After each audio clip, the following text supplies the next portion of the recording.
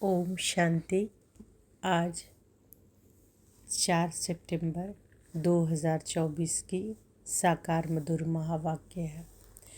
आज की मधुर महावाक्य में बाबा बोले, मीठे बच्चे, तुम बेहद के वापस आए हो भिखारी से निर्विकारी बनने, इसलिए तुम्हारे में कोई भी भूत नहीं होनी चाहिए। तुम बेहद के बाप के पास आए हो विकारी से निर्विकारी बनने, इसलिए तुम्हारे में कोई भी भूत नहीं होनी चाहिए।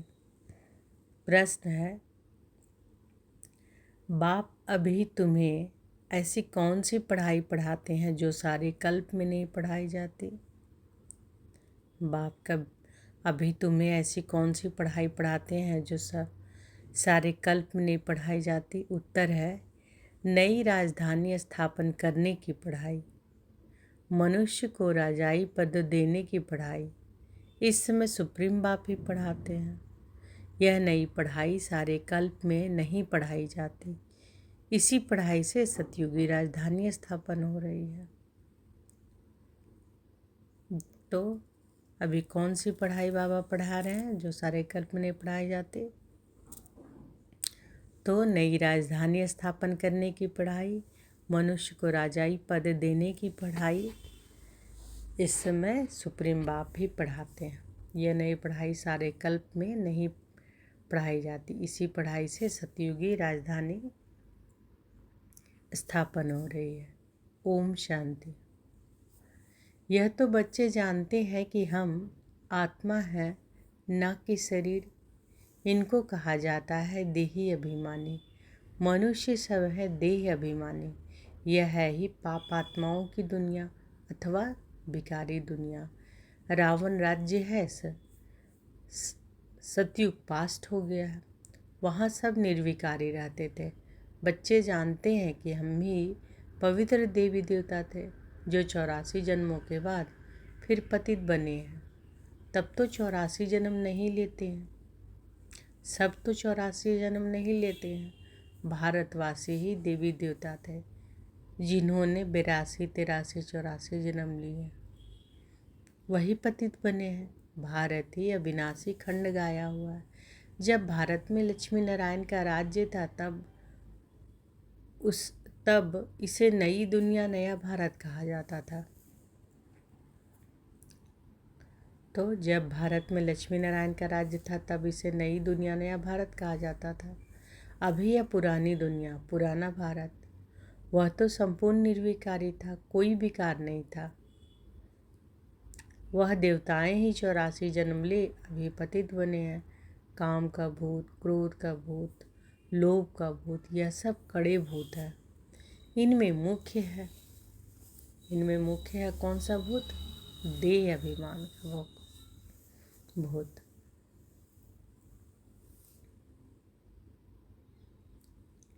तो बाबा क्या बता रहे हैं कि वह देवताएं, अभी यह पुरानी दुनिया पुराना भारत, वह तो संपूर्ण निर्विकारी थे, कोई विकार नहीं था। वह देवताएं ही 84 जन्म ले अभी पतित बने हैं। काम का भूत, क्रोध का भूत, लोभ का भूत,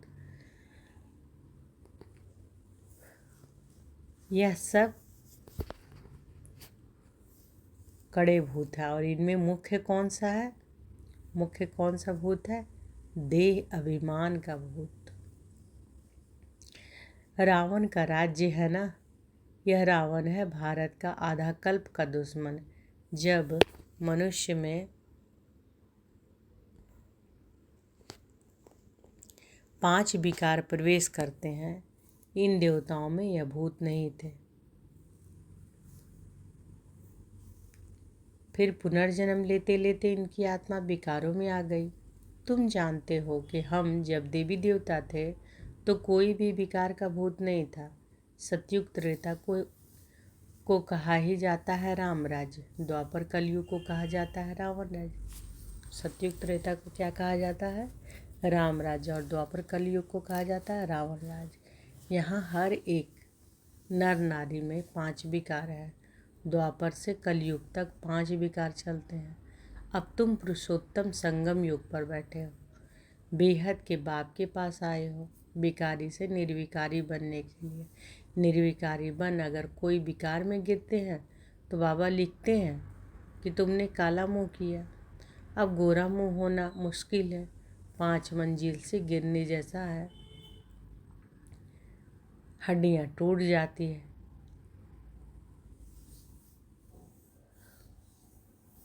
गीता भी है भगवान वाच। काम महाशत्रु है। भारत का वास्तविक धर्मशास्त्र है ही गीता। हर एक धर्म का एक ही शास्त्र है। भारतवासियों के तो ढेर शास्त्र है। उसको कहा जाता है भक्ति। नई दुनिया सतो प्रधान गोल्डन एज है। वहाँ कोई लड़ाई झगड़ा नहीं था। बड़ी आयु थी। एवर हेल्दी वेल्दी थे। तुमको स्मृति आई हम देवताएं बहुत सुखी थे। वहाँ अकाले मृत्यु होती नहीं, कालों का डर रहता नहीं। वहाँ हेल्थ वेल्थ हैप्पीनेस सब रहती है। कहाँ की बातें बाबा कह रहे हैं? सुख धाम की, स्वर्ग की।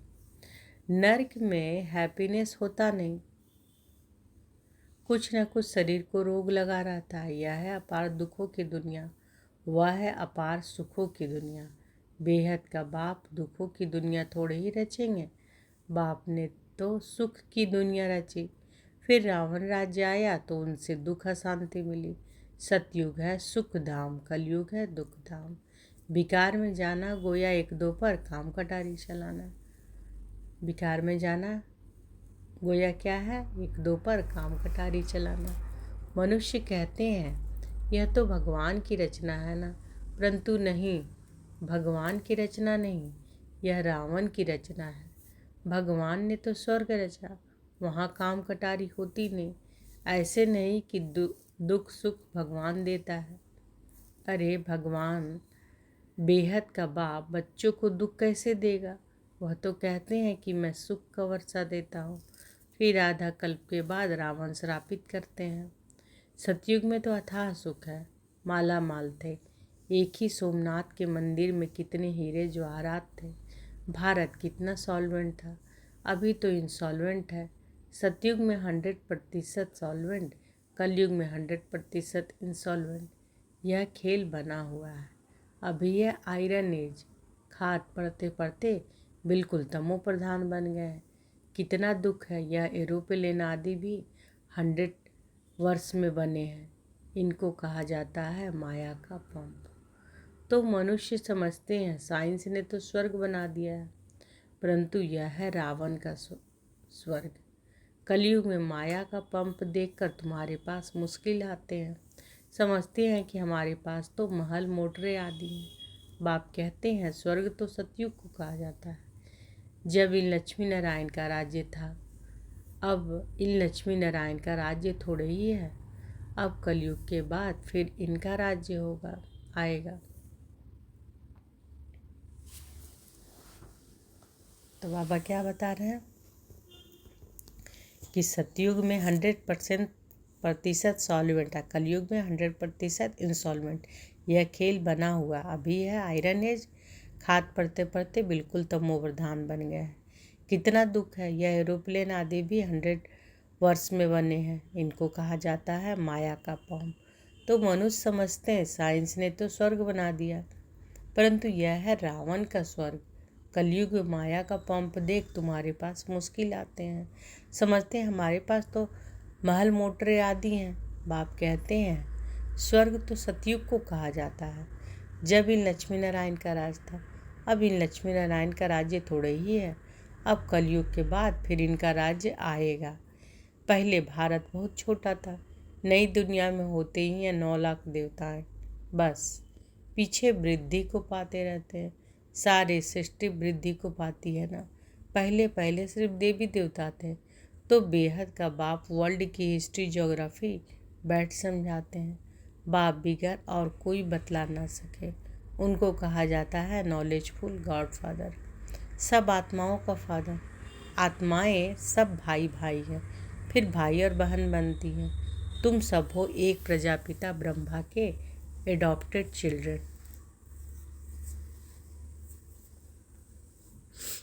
सभी आत्माएं उनकी संतान तो हैं ही। उनको कहा जाता है परमपिता, उनका नाम है शिव। बस बाप समझाते हैं मेरा नाम एक ही शिव है। फिर भक्ति मार्ग में मनुष्यों ने बहुत मंदिर बनाए तो बहुत नाम रख दिए। भक्ति की सामग्री कितनी ढेर है, उनको पढ़ाई नहीं कहेंगे। उसमें एम ऑब्जेक्ट कुछ भी नहीं है ही नीचे उतरने के। नीचे उतरते उतरते तमो प्रधान बन जाते हैं। फिर सतो प्रधान बनना है सबको। तुम सतो प्रधान बनकर स्वर्ग में आएंगे, बाकी सब सतो प्रधान बन शांति धाम में रहेंगे। यह अच्छी रीति याद करो। बाबा कहते हैं कि तुमने हमको बुलाया है, बाबा हम पतितों को पावन बनाओ। तो अब मैं सारी दुनिया को पावन बनाने आया हूँ। मनुष्य समझते हैं कि गंगा स्नान करने से पावन बन जाएंगे। गंगा को पतित पावनी समझते हैं। कुएं से पानी निकला उसको भी गंगा का पानी समझ स्नान करते हैं, गुप्त गंगा समझते हैं। तीर्थ यात्रा पर व कोई पहाड़ी पर जाएंगे उसको भी गुप्त गंगा कहेंगे। इसको कहा जाता है झूठ। गॉड इज ट्रूथ कहा जाता है। बाकी रावण राज्य में सब है झूठ बोलने वाले। गॉड फादर ही सचखंड स्थापन करते हैं, वहाँ झूठ की बात नहीं होती। देवताओं को भोग भी शुद्ध लगाते हैं। अभी तो आसुरी राज, सत्युग त्रेता में है ईश्वरीय राज्य जो अब स्थापन हो रहा है। ईश्वर ही आकर सबको पावन बनाते हैं। देवताओं में कोई विकार होता नहीं। यथा राजा रानी तथा प्रजा, सब पवित्र होते हैं। यहाँ सब है पापी, कामी, क्रोधी। नई दुनिया को स्वर्ग और इसको कहा जाता है। नई दुनिया को स्वर्ग और इसको नरक कहा जाता है। नरक को स्वर्ग बाप के सिवाय कोई बना ना सके। यहाँ सब है नरकवासी पतित। सतयुग में है पावन। वहाँ ऐसे नहीं कहेंगे कि हम पतित से पावन होने के लिए स्नान करने जाते हैं। यह वैरायटी मनुष्य सृष्टि रूपी झाड़ है। यह वैरायटी मनुष्य सृष्टि रूपी झाड़ है। बीज रूप है भगवान, वही रचना रचते हैं। पहले पहले रचते हैं देवी देवताओं को, फिर वृद्धि को पाते पाते इतने धर्म हो जाते हैं। पहले एक धर्म एक राज्य था, सुखी सुख था। मनुष्य चाहते भी हैं विश्व में शांति हो, वह अभी तुम स्थापन कर रहे हो। बाकी सब खत्म हो जाएंगे, बाकी थोड़े रहेंगे। यह चक्र फिरता रहता है। अभी यह कलयुग, अभी है कलयुग अंत और सतयुग आदि का पुरुषोत्तम संगम युग। अभी है कलयुग अंत और सतयुग आदि का पुरुषोत्तम संगम युग। इसको कहा जाता है कल्याणकारी पुरुषोत्तम संगम युग। कलयुग के बाद सतयुग स्थापन हो रहा है। तुम संगम पर पढ़ते हो, इसका फल सतयुग में मिलेगा। यहाँ जितना पवित्र बनेंगे और पढ़ेंगे उतना ऊंचे पद पाएंगे। ऐसी पढ़ाई कहाँ होती नहीं। ऐसी पढ़ाई कहाँ होती नहीं। तुमको इस पढ़ाई का सुख नई दुनिया में मिलेगा। अगर कोई भी भूत होगा तो एक तो सज़ा खानी पड़ेगी, दूसरा फिर वहाँ कम पद पाएंगे। जो संपूर्ण बन औरों को भी पढ़ाएंगे तो उच्च पद पाएंगे। कितने सेंटर्स हैं, लाखों सेंटर्स हो जाएंगे। सारे विश्व में सेंटर्स खुल जाएंगे। पापात्मा से पुण्यात्मा बनना ही है। तुम्हारी एम ऑब्जेक्ट भी है। पढ़ाने वाला एक शिव बाबा है, वह है ज्ञान का सागर, सुख का सागर। बाप ही आकर पढ़ाते हैं। यह नहीं पढ़ाते, इनके द्वारा वह पढ़ाते हैं। तो बाबा क्या कह रहे हैं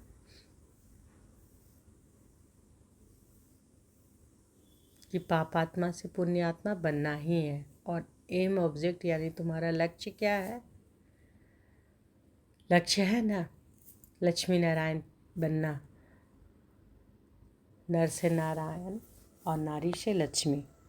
तो पढ़ाने वाला कौन है? एक शिव बाबा। और वह है कौन? ज्ञान के सागर, सुख के सागर। बाप ही आकर पढ़ाते हैं, यह नहीं पढ़ाते, इनके द्वारा वो पढ़ाते। ब्रह्मा बाबा के बारे में बोल रहे हैं कि यह तो नहीं पढ़ाते, इनके द्वारा कौन पढ़ाते हैं? बाबा। इनको गाया जाता है भगवान का रथ, भाग्यशाली रथ। किनके लिए कहा जाता है भगवान का रथ भाग्यशाली? ब्रह्मा बाबा के बारे में। कि इनको कहा जाता है भगवान का रथ, भाग्यशाली रथ। तुमको कितना पद्मा पदम भाग्यशाली बनाते हैं, तुम बहुत साहूकार बनते हो। कभी भी बीमार नहीं पड़ते। हेल्थ, वेल्थ, हैप्पीनेस सब मिल जाता है। यहाँ भल धन है परंतु बीमारियाँ आदि हैं। वह हैप्पीनेस रह न सके, कुछ न कुछ दुख रहता है। उनका तो नाम ही है सुख धाम, स्वर्ग, पैराडाइज। इन लक्ष्मी नारायण को यह राज्य किसने दिया, यह कोई भी नहीं जानते। यह भारत में रहते थे, विश्व के मालिक थे। कोई पार्टीशन आदि नहीं थी। अभी तो कितने पार्टीशन है, रावण राज्य है, कितने टुकड़े टुकड़े हो गए हैं, लड़ते रहते हैं। वहाँ तो सारे भारत में इन देवी देवताओं का राज्य था। वहाँ वजीर आदि होते नहीं। यहाँ तो वजीर देखो कितने हैं, क्योंकि बेअक्ल हैं। तो वजीर भी ऐसे हैं, तमो प्रधान पतित हैं। पतित को पतित मिले कर कर लंबे हाथ, पतित को पतित मिले कर कर लंबे हाथ। कंगाल बनते जाते हैं, कर्जा उठाते जाते हैं। सतयुग में तो अनाज, फल आदि बहुत स्वादिष्ट होते हैं। तुम वहाँ जाकर सब अनुभव करके आते हो। सूक्ष्म वतन में भी जाते हो तो स्वर्ग में भी जाते हो। बाप कहते हैं सृष्टि चक्र कैसे फिरता है। पहले भारत में एक ही देवी देवता धर्म था, दूसरा कोई धर्म नहीं था। फिर द्वापर में रावण राज्य शुरू होता है। अभी ये भिकारी दुनिया, फिर तुम पवित्र बन निर्विकारी देवताएं बनते हो। यह स्कूल है। भगवान वाच, मैं तुम बच्चों को राजयोग सिखलाता हूँ। तुम भविष्य में यह बनेंगे। राजाई की पढ़ाई और कहीं नहीं मिलती। बाप ही पढ़ाकर नई दुनिया की राजधानी देते हैं। सुप्रीम फादर, टीचर, सतगुरु एक ही शिव बाबा है। बाबा माना जरूर वर्षा मिलना चाहिए। भगवान जरूर स्वर्ग का वर्षा ही देंगे। रावण जिसको हर वर्ष जलाते हैं, यह है भारत का नंबर 1 दुश्मन। रावण ने कैसा असुर बना दिया है। इनका राज 2500 वर्ष चलता है। तुमको बाप कहते हैं कि मैं तुमको सुखधाम का मालिक बनाता हूँ। रावण तुमको दुखधाम में ले जाते हैं। तुम्हारी आयु भी कम हो जाती है। अचानक अकाले मृत्यु हो जाती है। अनेक बीमारियाँ होती रहती है। वहाँ ऐसी कोई बात नहीं होती। नाम ही है स्वर्ग। अभी अपने को हिंदू कहलाते हैं क्योंकि पतित हैं, तो देवता कहलाने लायक नहीं है। बाप इस रथ द्वारा बैठ समझाते हैं। इनके बाजू में आकर बैठते हैं तुमको पढ़ाने, तो यह भी पढ़ते हैं। तो बाबा क्या कह रहे हैं कि इस रथ द्वारा बैठ समझाते हैं। इस रथ द्वारा यानी ब्रह्मा बाबा के द्वारा इनके बाजू में आकर बैठते हैं तुमको पढ़ाने, तो यह भी पढ़ते हैं। हम सब स्टूडेंट है। यह एक बाप ही टीचर है। अभी बाप पढ़ाते हैं, फिर आकर 5000 वर्ष के बाद पढ़ाएंगे। यह ज्ञान, यह पढ़ाई फिर गुम हो जाएगी। पढ़कर तुम देवता बने, 2500 वर्ष सुख का वर्षा लिया, फिर है दुख, रावण का श्राप। अभी भारत बहुत दुखी है। यह है दुखधाम। पुकारते भी है ना कि पतित पावन आओ, आकर पावन बनाओ। अभी तुम्हारे में कोई भी विकार नहीं होना चाहिए, परंतु आधा कल्प की बीमारी कोई जल्दी थोड़े ही निकलती है। उस पढ़ाई में भी जो अच्छी रीति नहीं पढ़ते वो फेल होते हैं। जो पास विद ऑनर होते हैं वह तो स्कॉलरशिप लेते हैं। तुम्हारे में भी जो अच्छी रीति पवित्र बन और फिर दूसरों को बनाते हैं तो यह प्राइज लेते हैं। माला होती है 8 की, वह है पास विद ऑनर। फिर 108 की माला भी जाती है, वह माला भी सिमरी जाती है। मनुष्य इसका रहस्य थोड़े ही समझते हैं। माला में ऊपर है फूल, फिर होता है डबल दाना मेरू। स्त्री और पुरुष दोनों पवित्र बनते हैं। वह पवित्र थे ना, स्वर्गवासी कहलाते थे। यही आत्मा फिर पुनर्जन्म लेते लेते अब पतित बन गई है। फिर यहाँ से पवित्र बन पावन दुनिया में जाएंगे। वर्ल्ड की हिस्ट्री, ज्योग्राफी रिपीट होती है ना। विकारी राजाएं निर्विकारी राजाओं के मंदिर आदि बनाकर उन्हों को पूजते हैं। वही फिर पूज्य से पुजारी बन जाते हैं। भिखारी बनने से फिर वह लाइट का ताज भी नहीं रहता। यह खेल बना हुआ है। यह है बेहद का वंडरफुल ड्रामा। पहले एक ही धर्म होता है, जिसको राम राज्य कहा जाता है। फिर और धर्म वाले होते हैं। यह सृष्टि का चक्र कैसे फिरता रहता है, सो एक बाप ही समझा सकते हैं। भगवान तो एक ही हैं। अच्छा, अब बाबा का याद प्यार लीजिए। मीठे मीठे सिकी लदे बच्चों प्रति माता पिता बाप दादा का याद प्यार और गुड मॉर्निंग। रूहानी बाप की रूहानी बच्चों को नमस्ते। हम सब रूहानी बच्चों की रूहानी माता पिता बाप दादा को याद प्यार, गुड मॉर्निंग और नमस्ते नमस्ते नमस्ते। शुक्रिया बाबा, शुक्रिया।